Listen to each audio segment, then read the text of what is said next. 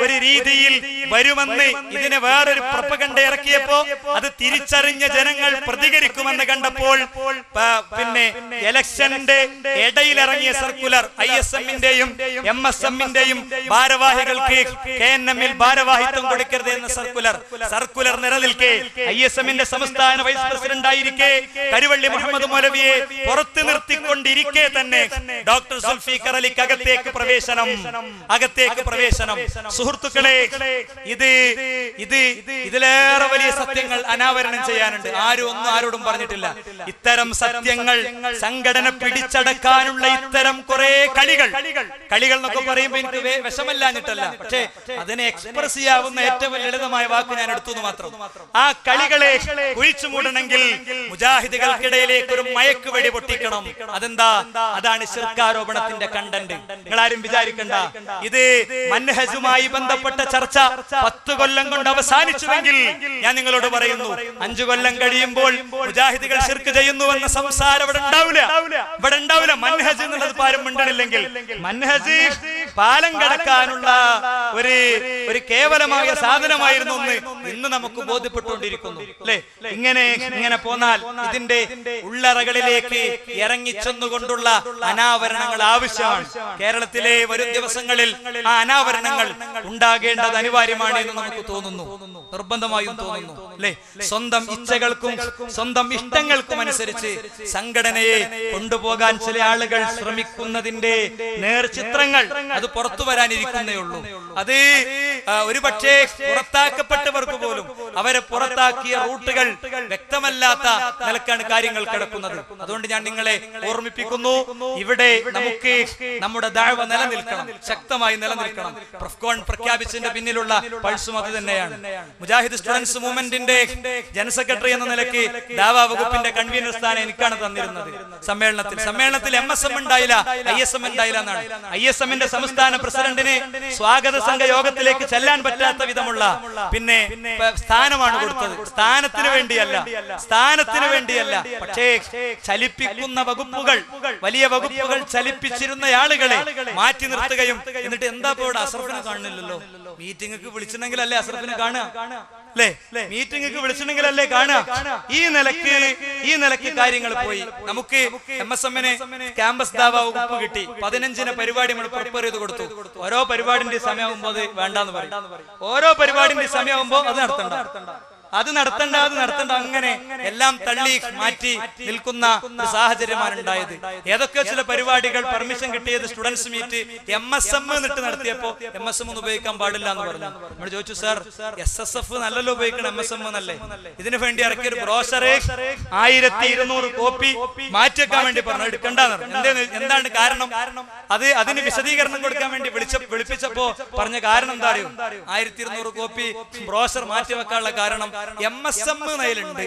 അതാണ് MSM. SSF നല്ലല്ലോ ഉള്ളത്, MSM നല്ല ഉള്ളത്. അതുകൊണ്ട് എന്താ, മാത്രമല്ല നമ്മൾ എല്ലാ സമ്മേളനത്തിലും MSM എന്ന് പറഞ്ഞിട്ട് തന്നെയല്ലേ നമ്മൾ ക്യാമ്പസിലേക്ക് പോകല്. KNM എന്ന് പറഞ്ഞാൽ നമ്മൾ ക്യാമ്പസിലേക്ക് പോകാനാണ്. പിന്നെ എന്തിനാ MSM അല്ലേ? അവസാനം പറ്റൂല എന്ന് പറഞ്ഞ് നമ്മൾ മാറ്റിയടിച്ചു. ഞാൻ അത് പറഞ്ഞ എന്തിനാരും MSM ഇങ്ങനെ ചുമരിൽ കണ്ടാൽ MSM സമ്മേളനത്തിൽ ഉണ്ടായിരുന്നില്ല എന്ന് പിന്നെ പ്രസംഗിക്കാൻ പറ്റൂലല്ലോ അല്ലേ? അതിനു വേണ്ടി തന്നെ ചെയ്തതാണ്. അതുകൊണ്ട് ബഹുമാന്യരായ എന്നെ വിളിപ്പിച്ച, പിന്നീട് അന്വേഷണ കമ്മീഷൻ എന്ന് ചില ആളുകൾ വിശേഷിപ്പിച്ച നാൾ വഴികൾ വിശദീകരിക്കുമ്പോൾ ഇനി നിങ്ങൾ കേൾക്കാൻ പോകുന്ന പ്രസ്തുത അന്വേഷണ കമ്മീഷൻ 1 മിനിറ്റ് കൊണ്ട് പിരിയാൻ വേണ്ടി വിളിച്ചു വരുത്തി, പറ്റൂല എനിക്ക് ചിലത് പറയാനുണ്ടെന്ന് പറഞ്ഞ് നമ്മൾ ഇരുന്ന അന്വേഷണ കമ്മീഷൻ, ആ അന്വേഷണ കമ്മീഷൻ അവര് പറഞ്ഞതിന്റെ അടിസ്ഥാനത്തിൽ നമ്മൾ ഈ രീതിയിൽ ചെയ്തു. ആ നിലക്ക് തന്നെ എന്ത് ചെയ്തു, മുന്നോട്ട് പോയി. ആ സന്ദർഭത്തിൽ അവരെടുത്ത് നമ്മൾ പറഞ്ഞ കാര്യമാണ്, സർ ഇനി MSM ഇതിൽ ഉണ്ടായിരുന്നില്ല എന്ന് നിങ്ങൾ പറയാൻ പാടില്ല, ഞങ്ങൾ വർക്ക് ചെയ്യാൻ സമ്മതിച്ചിട്ടില്ല, അത് ഉണ്ടാവില്ല. എഴുതി വെച്ച ബഹുമാനനായ ഗുരുനാഥനോട് ഞാൻ പറഞ്ഞു, സാർ നിങ്ങൾ എഴുതി വെക്കും, നാളെ നിങ്ങളെ കൊണ്ട് തന്നെ പറയിപ്പിക്കും. അത് അള്ളാഹുവിന്റെ തൗഫീഖ് കൊണ്ട് അത് അങ്ങനെ തന്നെ സംഭവിച്ചു. എന്താണ് പറഞ്ഞു കേൾക്കുന്ന കാരണം? പുറത്താക്കാനുള്ള കാരണം സമ്മേളനവുമായി സഹകരിച്ചില്ല എന്നുള്ള കാരണമാണ്. ബാക്കിയുള്ളവരൊക്കെ വിശദീകരണ യോഗമായിട്ട് നടക്കുമ്പോ പ്രമേയം വിശദീകരിച്ചതാകെ ഇത്തരം ചില ആളുകൾ മാത്രമായിരുന്നു. അതുകൊണ്ട് സുഹൃത്തുക്കളെ ഞാൻ ദീർഘിപ്പിക്കുന്നില്ല. അവസാനം സമ്മേളനം കഴിഞ്ഞ് ഒരു സർക്കുലർ വന്നു. ഈ പിരിച്ചുവിടുന്നതിന്റെ തൊട്ട് 4 ദിവസം മുമ്പ് എന്താ സർക്കുലർ? ഇനി ദഅവത്തൊന്നും നടത്തേണ്ടതില്ല കീഴ്ഘടകങ്ങൾ. ദഅവത്ത് കീഴ്ഘടകങ്ങൾ നടത്തേണ്ടതില്ല. ഞാൻ 1-2 സദസ്സുകളിൽ ഷെയർ ചെയ്തു. ഞാൻ കോഴിക്കോട് നിന്ന് രാത്രി ഒരു പ്രോഗ്രാം കഴിഞ്ഞ് വരികയാണ്. അപ്പോ ഞാൻ എന്റെ ലാപ്ടോപ്പ് മടിയിൽ തുറന്നിച്ച് ഫേസ്ബുക്ക് ഇങ്ങനെ ഓരോ സാധനങ്ങൾ ഇങ്ങനെ വായിച്ചു നോക്കിക്കൊണ്ടിരിക്കുക. അപ്പൊ ഒരു കുട്ടി എന്നോട് ചാറ്റ് ചെയ്തു. ഈ മലപ്പുറം വെസ്റ്റ് ജില്ലയുടെ പരിധിയിൽപ്പെടുന്ന ഒരു കുട്ടി എന്നോട് ചാറ്റ് ചെയ്തു. പുതിയ സർക്കുലർ കിട്ടിയല്ലേ? യെസ് എന്ന് മാത്രം ഞാൻ പറഞ്ഞു. നോ എന്ന് പറയാൻ പറ്റൂല, നുണയല്ലേ? ഈ രാത്രി 12 മണിക്ക് ബസ്സിലിരുന്ന് ഞാൻ അവനോട് നുണ പറയണ്ടല്ലോ. അപ്പൊ അവന്റെ ചോദ്യം, അങ്ങനെയാണെങ്കിൽ ഞങ്ങളൊക്കെ ഇനി കള്ളുകൂടി തുടങ്ങണമല്ലേ? സഹോദരങ്ങളെ, നമുക്ക് ചിരിക്കാം. എനിക്കവനെ അറിയാം, ഏത് ഹോസ്റ്റൽ മുറിയിൽ നിന്നാണ് അവനെ കൊണ്ടുവന്നത് എന്നറിയാം, എങ്ങനെയാണ് അവൻ നന്നായതെന്നറിയാം. അവന്റെ പ്രശ്നം പരിപാടിയും ക്ലാസും സിയാർ ഇതൊന്നും ഇല്ലെങ്കിൽ ഞാൻ ഇനി എന്റെ പഴയ ഫ്രണ്ട്സിന്റെ അടുത്ത് തന്നെ പോകുന്നതാണ്. അങ്ങനെയുള്ള കുട്ടികളുള്ള ക്യാമ്പസുകളുടെ പശ്ചാത്തലത്തിലാണ് നമ്മൾ പ്രോഫ്കോൺ പ്രഖ്യാപിച്ചിട്ടുള്ളത്. നിങ്ങളൊരു പോസ്റ്റർ ഒട്ടിച്ചിട്ടില്ലെങ്കിലും പ്രോഫ്കോൺ ആണെന്ന് പറഞ്ഞ കുട്ടികൾ വരും. അതാണ് എന്റെ രീതി, അതാണ് എന്റെ രൂപം. അതറിയണത് കൊണ്ട് തന്നെയാണ്, അതറിയുന്നവർ തന്നെയാണ് എന്ത് ചെയ്തത്, ഇതിൽ നമ്മൾ മുന്നോട്ട് പോകുന്നുണ്ട്, മുന്നോട്ട് പോകുമെന്നറിയുന്നവർ തന്നെയാണ് ഒരു വാര നിൽക്കാൻ അനൗൺസ് ചെയ്തിട്ടുള്ളത്. നമുക്ക് മത്സരത്തിന്റെ ആവശ്യമില്ല. ശുദ്ധമായ മൻഹജു സലഫ് നമ്മൾ കൊടുത്തു, ശുദ്ധമായ ഖുർആനും സുന്നത്തും കൊടുത്തു. അപ്പോൾ ഉന്നതമായ നിലക്കുള്ള രംഗത്ത് പലരും ഉണ്ടായി. ഞാനൊരു ഡോക്ടറെ അടുത്ത് ചെന്നപ്പോ അവിടെ അങ്ങനെ ഇരിക്കുമ്പോ ആളെടുത്ത് ഒരു പേഷ്യന്റ് വന്നു. കുട്ടിന്റെ കയ്യിൽ ഏലസ് ഉണ്ട്. അപ്പൊ ഏലസം അങ്ങനെ പിടിച്ചിട്ട് ഇങ്ങനെ വിശദീകരിച്ചെടുക്കുക, നിങ്ങളെ സർവ്വം പഠിച്ച് പരിപാലിക്കണ പഠിച്ചവനെ വിട്ടിട്ട് നിങ്ങളെ കുട്ടിന്റെ അസുഖങ്ങൾ ഈ ചരടുമല്ലേ അവസ്ഥാക്കിയത്. ഭയങ്കര വൈകാരികമായ സംസാരമാണ്. അപ്പൊ ആ ഉമ്മ അങ്ങനെ ഉമ്മന്റെ കണ്ണിങ്ങനെ നിറയാണ്. പെട്ടെന്ന് അവർ പ്രതികരിച്ചു, സാറേ ഞാനത് പൊട്ടിച്ചിട്ടോളാം. പൊട്ടിക്കണ്ട, നിങ്ങൾക്ക് ബോധ്യപ്പെട്ടു പൊട്ടിച്ചാൽ എന്ത് ചെയ്യുന്ന നിങ്ങള് പിന്നെ നിങ്ങൾക്ക് ഇങ്ങനെ തോന്നും, പഠിച്ചോനെ അങ്ങനെ ആയോ അങ്ങനെ ആയോ. ഭർത്താവ് ചെല്ലുമ്പോൾ പ്രശ്നം ഉണ്ടാവും. അതൊന്നും എനിക്ക് പ്രശ്നമല്ല സാർ. നിങ്ങളാ പറഞ്ഞില്ലേ നിസ്കാരം പോകുന്നു, അതുകൊണ്ട് എനിക്ക് പ്രശ്നം. അവസാനം ഒരു ലഘുലേഖ എടുത്ത് കൊടുത്തു. അങ്ങനെ ഒരു പോയിന്റ് ശേഷം അയാളെ കമന്റ്, എന്നെ ഞാനാക്കിയത് പ്രൊഫ്കോണും MSM-ഉം CRI-യും ഒക്കെയാണ് അല്ലേ? പിരിച്ചുവിടുന്ന ആളുകൾക്കൊന്നും അറിയില്ല സുഹൃത്തുക്കളെ. സർക്കുലറുകൾ എഴുതുന്നവർക്കും തീരുമാനമെടുക്കുന്നവർക്കും ഞാൻ ആരെ ആക്ഷേപിക്കാൻ വേണ്ടി പറയല, അല്ലെങ്കിൽ എല്ലാരും കൂട്ടി പറയല്ല. ഈ വിരലിന്റെ ഉള്ളിൽ പശയാക്കിയിട്ട് പോസ്റ്റർ ഒട്ടിച്ചിട്ട് ഒതുകൊടുക്കുമ്പോ ഇങ്ങനെ കളഞ്ഞിട്ട് പിന്നെ ഒതുടുത്ത് നിസ്കരിക്കുന്ന ആൾക്കാരല്ലേ, അല്ലെങ്കിൽ ബാനറും പിടിച്ച് ഈ ഇലക്ട്രിക് പോസ്റ്റുമേ കയറിയിട്ട് നെഞ്ചത്ത് മുറിയാണ് ആൾക്കാരല്ലേ, അവരുടെ ഉള്ളിലെ വേദന അറിയില്ല അല്ലേ? അവരുടെ ഉള്ളിലെ വേദന അറിയില്ല.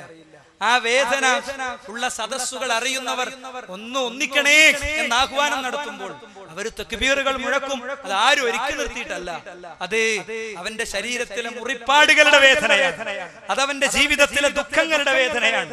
വാപ്പയും മോനും തമ്മിൽ തല്ലുന്നത് കാണുമ്പോൾ മാനസിക രോഗിയാകുന്ന ഉമ്മയെ ട്രീറ്റ്മെന്റിന് കൊണ്ടുപോകേണ്ടി വരുമ്പോൾ ഉണ്ടാകുന്ന വേദനയാണ്. അതുകൊണ്ട് നമ്മുടെ മുത്തുമാലകൾ ഒരിക്കലും പൊട്ടിപ്പോകരുത് പ്രിയപ്പെട്ടവരെ. നമുക്ക് അതിശക്തമായി അതിസുന്ദരമായി ഡെസിഗ്നേഷനുകളും അക്ഷരങ്ങളും ആരെടുത്തൊഴിവാക്കിയാലും ആത്മാവിൽ നിന്ന് അതിനൊഴിവാക്കാൻ ആർക്കും പറ്റൂല. കോടതി വിധികൾക്കും നടപടിക്രമങ്ങൾക്കും അറ്റാക്കുകൾക്കും മത്സരങ്ങൾക്കും നമ്മളില്ല. കോടതി വരാന്തകളിൽ അവകാശം തേടിയുള്ള പോക്കുകൾക്ക് അങ്ങോട്ട് കയറി ചെന്ന ആക്രമണങ്ങൾക്ക് ഒരിക്കലും നമ്മളില്ല. പക്ഷേ ഒന്നുറപ്പാണ്, ഈ അക്ഷരങ്ങൾ ഹൃദയത്തിൽ ആത്മാവിൽ ലയിച്ചു ചേർന്നതാണ് അല്ലേ? രാത്രി യോഗം കഴിയുന്ന +2കാരന് ബസ് പോയതിന്റെ ശേഷം അടുത്ത ബസ് കാത്ത് രാത്രി 11 മണിക്ക് ഫ്രീ ആയ ആള് 4 മണി വരെ KSRTC ബസ് സ്റ്റോപ്പിൽ തൂങ്ങി ഉറന്ന് സംരക്ഷിച്ചതാണിത്. കാരണം ഓട്ടോറിക്ഷ എടുത്ത് പോകാൻ പൈസ അല്ല. അങ്ങനെ ഉണ്ടായി വന്ന ആശയമാണിത്. അതുകൊണ്ട് വലിയ പരിവർത്തനങ്ങൾ നമുക്ക് ഉണ്ടാക്കി തന്ന കാര്യമാണ് പ്രൊഫ്കോൺ. ഒരുപാട് കുട്ടികൾക്ക് ഇസ്ലാം കിട്ടിയ, ഒരുപാട് മാറ്റങ്ങളും പരിവർത്തനങ്ങളും സൃഷ്ടിച്ച ഒരു മഹാസംഭവമാണ് പ്രൊഫ്കോൺ. തിരുവനന്തപുരത്തെ തലസ്ഥാന നഗരിയെ അക്ഷരാർത്ഥത്തിൽ എല്ലാ നിലക്കും അത്ഭുതപ്പെടുത്തിയ മഹാസംഗമം. പോലീസ് ഡിപ്പാർട്ട്മെന്റിന്റെ ഗ്രൗണ്ടാണ് ചന്ദ്രശേഖരൻ നായർ സ്റ്റേഡിയം. അവസാനം കഴിഞ്ഞു പോകുമ്പോൾ അവരുടെ അംഗീകാരം അല്ലെ, ഭൂമിയിൽ നിന്ന് കിട്ടാവുന്ന ഏറ്റവും നല്ല വരികൾ. 10,000 കുട്ടികൾ വന്നിട്ട് ഒരു അപശബ്ദമില്ല, ഒരു കുട്ടി മറ്റൊരു കുട്ടിയെ ഉന്തണില്ല, തള്ളണില്ല, അവിടെ മ്യൂസിക് ഇല്ല, അവിടെ ഒന്നുമില്ല. പക്ഷേ പിൻ ഡ്രോപ്പ് സൈലൻസിൽ എല്ലാവരും കാര്യങ്ങൾ കേൾക്കുന്നു. അതുകൊണ്ട് പൊളിച്ചെഴുത്തുകൾ നടക്കുന്ന സ്ഥലമാണ് പ്രഫ്കോണുകൾ. കസേരകളിൽ ഇരുന്ന് അവർ എഴുതിയത് ഗൂഗിളിലെ സെർച്ച് എഞ്ചിനിൽ അവർ തെരഞ്ഞ അശ്ലീല ചിത്രങ്ങൾക്ക് വേണ്ടി വിരൽ പായിപ്പിക്കുന്ന ജീവിതം പൊളിച്ചെഴുതിയവർ അതിലുണ്ട്. താൻ കെട്ടിയ കുരിശുമാലകൾ പൊട്ടിച്ചെറിഞ്ഞ് പരിശുദ്ധിയുടെ ഇസ്ലാമിന്റെ വെളിച്ചത്തിലേക്ക് വന്നവർ അതിലുണ്ട്. അത് അത്തരം നന്മകൾ ഒരിക്കലും നിലച്ചുകൂടാ.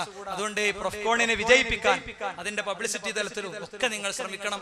നിങ്ങൾക്ക് അതിൽ ഒരു കോൺട്രിബ്യൂഷൻ ഉണ്ട്. അതെന്താന്ന് വെച്ചാൽ നിങ്ങളുടെ റിലേഷനിൽപ്പെട്ട മൊത്തം കുട്ടികളെ, അമ്മായിന്റെ കുടുംബം, അങ്ങനെയുള്ള ഹിന്ദു മുസ്ലിം ഒന്നും നോക്കാതെ മൊത്തം കുട്ടികളെ പ്രൊഫ്കോണിന് വേണ്ടി അയക്കാൻ രജിസ്റ്റർ ചെയ്യുകയും അതിനുള്ള വാഹനം ഓരോ പ്രദേശത്തുള്ള ആളുകൾ ആ പ്രദേശങ്ങളിൽ നിന്ന് ഒരുക്കി തയ്യാറാക്കി കൊടുക്കണമെന്നാണ് എനിക്ക് പറയാനുള്ളത്. സിയാരികൾ മടങ്ങിക്കൂടാ. 8 ലക്ഷം റുപ്യ, 25 ലക്ഷം റുപ്യ, 30 ലക്ഷം റുപ്യ കൊടുത്ത് ഉണ്ടാക്കിയ മദ്രസ ഉണ്ടായിരിക്കെ വാടക കെട്ടിടത്തിലേക്ക് മാറുന്നവന്റെ പ്രയാസം അറിയാഞ്ഞിട്ടല്ല, അല്ലേ? ഒക്കെ അനുഭവിച്ചറിയുമ്പോൾ ഉണ്ടാകുന്ന സന്തോഷമുണ്ട് സുഹൃത്തുക്കളെ, അല്ലേ? ദാറുൽ അർഖമിന്റെ, ഞാൻ നേരത്തെ പറഞ്ഞല്ലോ, ദാറുൽ അർഖമിന്റെ ഓലമേഞ്ഞ വീട്ടിലിരുന്ന് ആ ഓലകളുടെ ദ്വാരങ്ങളിലൂടെ പുറത്തേക്ക് നോക്കി ആരെങ്കിലും വരുന്നുണ്ടാകുമോ എന്ന് പേടിച്ചിരുന്ന ഒരു കാലഘട്ടം സ്വഹാബത്തിനുണ്ട്. ആ ഉജ്ജ്വലമായ കാലത്തെ ചരിത്രത്തിൽ നിന്ന് ഓർത്തെടുക്കാൻ, അതിലൂടെ പ്രയാണം നടത്താൻ നമ്മളെ സംബന്ധിച്ചിടത്തോളം കഴിയണം. 100 ആളുള്ള മഹല്ലിൽ ഞാൻ ഒറ്റപ്പെട്ടു പോകുന്ന പ്രതിസന്ധി, അതാണ് ഫതൂബാലിൽ ഖുറബ എന്ന് പറയുന്നത്. സിയാരി സെന്ററിലേക്ക് വാപ്പ അവിടെ കൊണ്ടേക്ക് ഇറക്കിയിട്ട് ഉണ്ടായ കാര്യം ഞാൻ പറയണേ. വാപ്പ അവിടെ കൊണ്ടേ ഇറക്കി, ഭയങ്കര നിർബന്ധം പിടിച്ച് വാപ്പ അവിടെ കൊണ്ടേ ഇറക്കി കുറച്ച് കഴിഞ്ഞപ്പോ അമ്മ എല്ലാം ഇവിടെ വന്നിരുന്നു. എന്നിട്ട് ഇവിടുന്ന് കുറച്ച് നേരത്തെ വാപ്പ അവിടെ വരുന്നതിന് മുമ്പ് അവിടെ തന്നെ പോയിരുന്നു, അല്ലേ? അങ്ങനത്തെ അനുഭവങ്ങൾ, അങ്ങനത്തെ പ്രയാസങ്ങളിലാണ് സ്വാഭാവികമായിട്ട് നമ്മുടെ കുട്ടികളുള്ളത്. അതുകൊണ്ട് സാമ്പത്തികമായി നിനക്ക് സഹായിക്കണം. നിങ്ങൾക്ക് കഴിയുന്ന അത്ര കാര്യങ്ങൾ ചെയ്യാൻ ശ്രമിക്കുക, ശ്രദ്ധിക്കുക. അള്ളാഹു അനുഗ്രഹിക്കുമാറാകട്ടെ. ഈ മഹാപ്രയാണം അത് ഇനിയും ചരിത്രത്തിൽ ജ്വലിച്ച് നിൽക്കുമാറാകട്ടെ. തിരമാലകളെ തള്ളി നീക്കി ദുർബലമായ പങ്കായം കൊണ്ട് ഈ തോണിയെ അക്കരെ എത്തിക്കാൻ, മരണം വരെ നന്മയിൽ ഉറച്ചു നിൽക്കാൻ നമുക്ക് അള്ളാഹു മനസ്സിനെ തെരുമാറാകട്ടെ.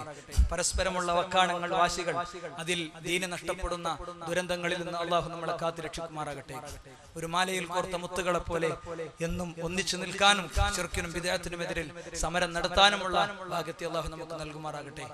അഗ്നി പർവ്വതങ്ങൾ, തെറ്റായ ചിന്തകളുടെയും വിദ്വേഷത്തിന്റെയും അഗ്നി പർവ്വതങ്ങൾ കത്തിക്കൊണ്ടിരിക്കുന്ന മനസ്സുകളിൽ അല്ലാഹു നന്മയുടെ മഴ പെയ്യിപ്പിച്ച് അവർക്ക് സൽബോധത്തെ പ്രദാനം ചെയ്യുമാറാകട്ടെ.